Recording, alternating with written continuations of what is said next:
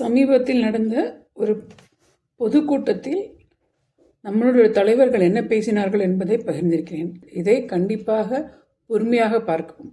நன்றி, வணக்கம். மத்திய மாநில அரசின் அனைத்து நிர்வாகிகளையும் இந்த விழாவிற்கு எங்கள் வரவேற்பை ஏற்று வருகை தந்திருக்கும் சான்றோர் பெருமக்கள் அனைவரையும், ஊடக நண்பர்களையும் மத்திய கல்வித்துறை, பெனாரஸ் இந்து யூனிவர்சிட்டி மற்றும் ஐஐடி மெட்ராஸ் சார்பாக அன்புடன் வரவேற்கிறோம்.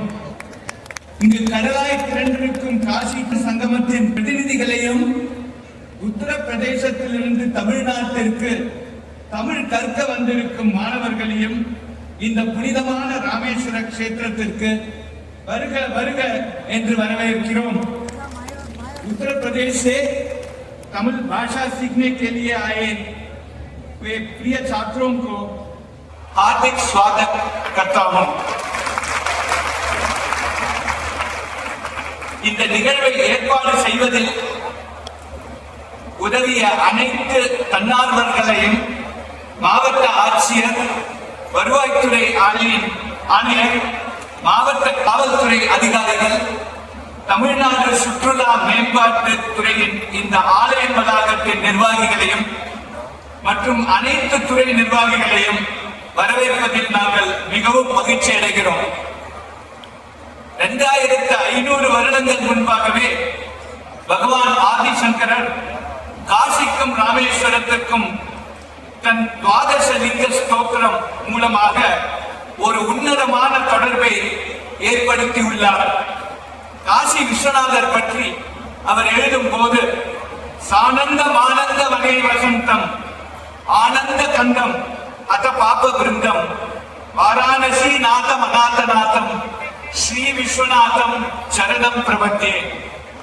ராமேஸ்வரம் ராமநாதர் பற்றி அதே ஸ்தோத்திரத்தில் ஸ்ரீ தாமிரபரணி ஜலராச யோகேகி நிபத்த சேத்தும் நிச வில்வ பத்ரைகி ஸ்ரீ ராமச்சந்திரேன சமர்ச்சிதம் தம் ராமேஸ்வராக்கியம் சததம் நமாமி என்று காசிக்கும் ராமேஸ்வரத்துக்கும் உள்ள ஒரு உன்னதமான ஒரு சேர்க்கையை கொடுத்திருக்கிறார்.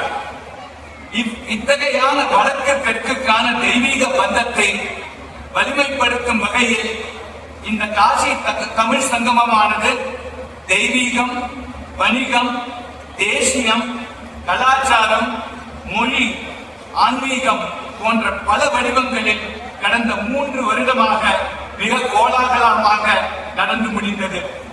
அதே உற்சாகத்துடன் இந்த 4ஆம் வருட காசி தமிழ் சங்கமமானது அரங்கேறியுள்ளது. இது பல வருடங்களுக்கு தொடரும் என்பதில் நம் எல்லோருக்கும் எந்த ஐயமும் இல்லை. இந்த காசி தமிழ் சங்கமம் என்ற குடும்பமானது 6000க்கும் மேற்பட்ட உறுப்பினர்களை கொண்டது என்று அறியும் போது நம் அனைவருக்கும் ஒரு தனி உற்சாகம் உண்டாகிறது.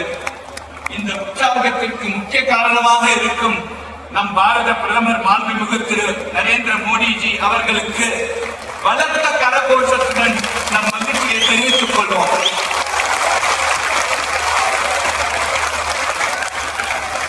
ஹர ஹர மகாதேவா, ஓம் நம சிவாயா. நன்றி, வணக்கம். வாழ்க காசி தமிழ் சங்கமம்.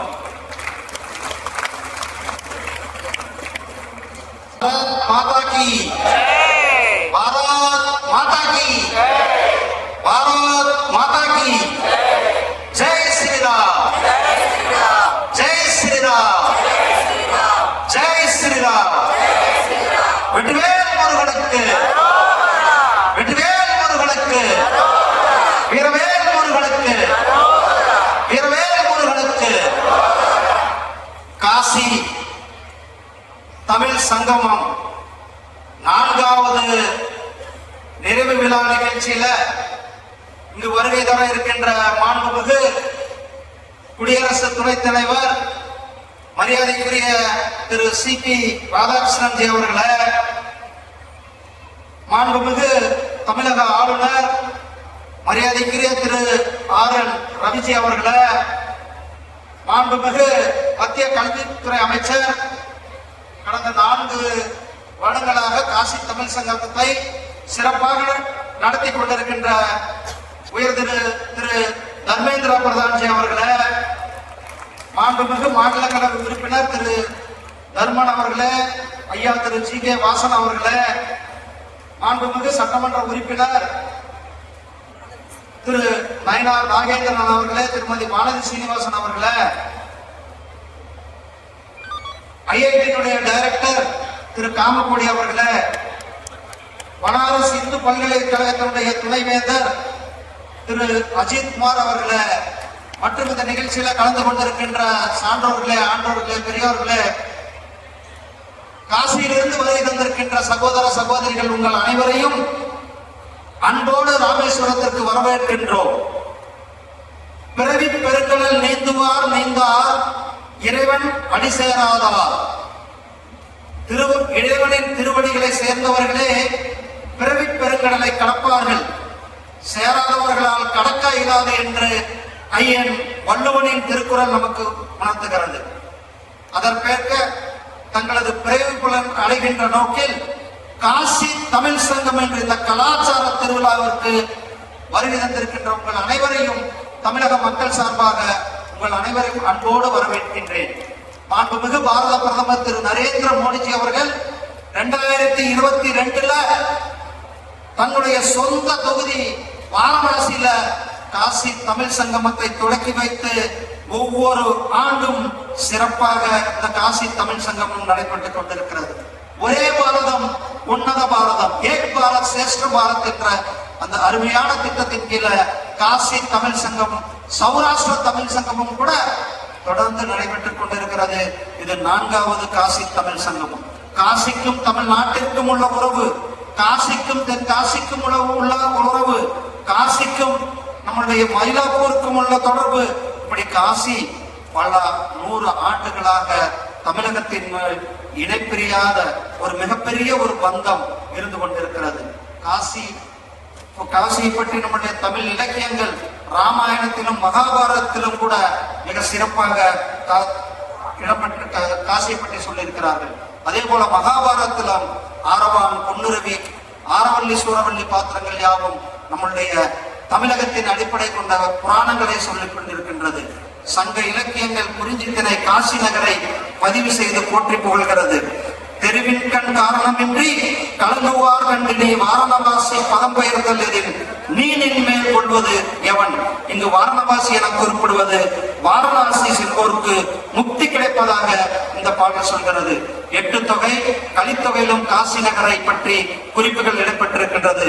நாயன்மார்கள் ஒருவரான அப்பர் சுவாமிகள் என போற்றப்பட்ட திருநாவுக்கரசர் தமிழ் சிவபெருமானே வாரணாசியில் காசி விஸ்வநாதர் அருள் பொழிப்பதாக நமக்கு வழிகாட்டி இருக்கிறார்கள். முருகபெருமானின் புகழ் பறிப்பு அருணகிரிநாதர் சுவாமிகள் அருளை செய்த திருப்புகழிலும் காசியை குறிப்பிட்டிருக்கிறார்கள். இப்படி காசிக்கும் தமிழ்நாட்டிற்கும் உள்ள உறவு, காசி ஒவ்வொருவருடைய வாழ்நாளிலும் கூட இங்கு இருப்பவர் காசிக்கு செல்வதும், காசியில் இருப்பவர்கள் ராமேஸ்வரத்திற்கு செல்ல வேண்டும் என்பது ஒவ்வொருவருடைய வாழ்நாள் கனவாக இருக்கிறது. அந்த கனவை தீர்க்கும் விதமாக இந்த காசி தமிழ் சங்கமம் இருந்து கொண்டிருக்கிறது. நம்முடைய மாண்புமிகு பிரதமர் திரு நரேந்திர மோடிஜி அவர்கள் தமிழ் கலாச்சாரம், தமிழ் மொழி, தமிழ் பண்பாட்டை உலகம் எடுத்தும் என்று சென்று கொண்டு இருக்கிறார்கள். கடந்த வருடங்கள்ல 35க்கும் மேற்பட்ட மொழிகள்ல திருக்குறளை மொழிபெயர்க்கப்பட்டிருக்கிறது. திருவள்ளுவருக்கு உலகம் முழுவதும் கலாச்சார மையங்களை அமைத்துக் கொண்டிருப்பது நம்முடைய பிரதமர் திரு நரேந்திர மோடிஜி அவர்கள். அதே போலதான் யாரும் ஊரே யாவரும் கேளீர் என்று ஐநா சபையில மொழிந்து தமிழ்நாட்டிற்கு, தமிழ் மொழிக்கு, தமிழ் பெருமை சேர்த்தது நம்முடைய பிரதமர் திரு நரேந்திர மோடிஜி அவர்கள். நம்முடைய பிரதமர் திரு நரேந்திர மோடிஜி அவர்கள் ஜல்லிக்கட்டிற்கு ஒரு பிரச்சனை வந்தது, அவர் தலையிட்டு ஜல்லிக்கட்டுவை நமக்கு உறுதி செய்து கொடுத்தது நம்முடைய பிரதமர் திரு நரேந்திர மோடிஜி அவர்கள். இந்த வருடம் தமிழ் கற்கலாம் என்ற முழக்கத்தோடு காசி தமிழ் சங்கம் 4வது பதிப்பு நடந்து கொண்டிருக்கிறது. இங்கிருந்து ஆசிரியர்கள் சென்று வாரணாசியில தமிழ் கற்றுக் கொடுத்தார்கள். அங்கிருந்து 300 பேருக்கு வந்து தமிழ் கற்றுக்கொண்டு அவர்கள் செல்ல இருக்கிறார்கள். அருமையான இந்த நிகழ்ச்சியில நாம் தமிழ் கலாச்சாரம், தமிழ் மொழி, தமிழ் இலக்கியத்தின் பெருமையை நம்மளுடைய பிரதமர் அவருடைய சொந்த தொகுதியில் மட்டுமின்றி உலகம் முழுவதும் எடுத்து சென்று கொண்டிருக்கின்றமையான நிறைவு நிகழ்ச்சியில உங்களோடு சார்பாக தமிழகத்தின் சார்பாகவும் தமிழக மக்கள் சார்பாகவும் மாண்புமிகு பிரதமர் திரு நரேந்திர மோடிஜி அவர்களுக்கும் மரியாதைக்குரிய திரு தர்மேந்திர பிரதான்ஜி அவர்களுக்கும் உங்கள் சார்பாக ஒரு மிகப்பெரிய நன்றிகளையும் பாராட்டுகளையும் வாழ்த்துக்களையும் தெரிவித்துக் கொண்டு விடைபெறுகிறேன். நன்றி, வணக்கம். ஜெய் ஹிந்த்.